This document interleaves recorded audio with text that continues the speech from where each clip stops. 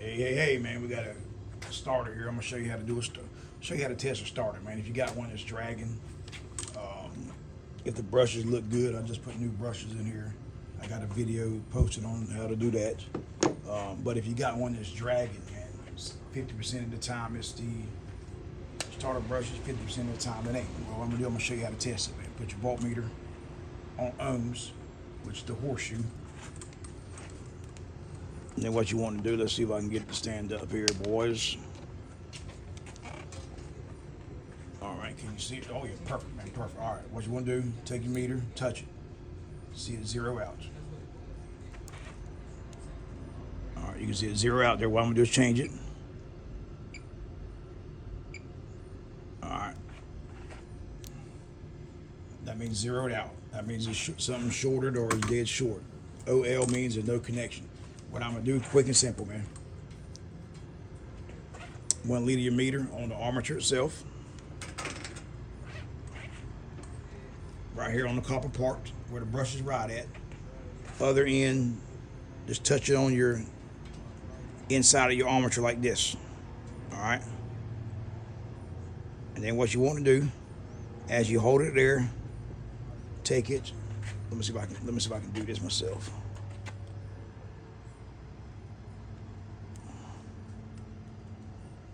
Take it like this, and you want to spin the armature down here with a starter pulley with your other hand. And as you spin it, it should not zero out. If it zeroes out, then that means one leg of the armature is shorted. So what that does is whenever you send hot voltage, whenever you send hot voltage to your armature via your starter, your solenoid, it makes it hot, and then it makes this is your ground here, comes in. When you give it a hot voltage, since this is shorted, it shorts out to the field windings and makes this a hot and ground connection. All right, so what causes that is you get a lot of resistance and the armature wires get hot, the starter wires get hot. Therefore, you know that it's not the starter brushes go with the armature. I've seen that. Been doing this 27 years. I've seen that probably 100 times. For some reason, Clo car is bad for it. Don't know why. There's some Clo cars are bad on there. And then what you could do, if the armature is not shorted, you want to do this test right here. Same thing, ohms.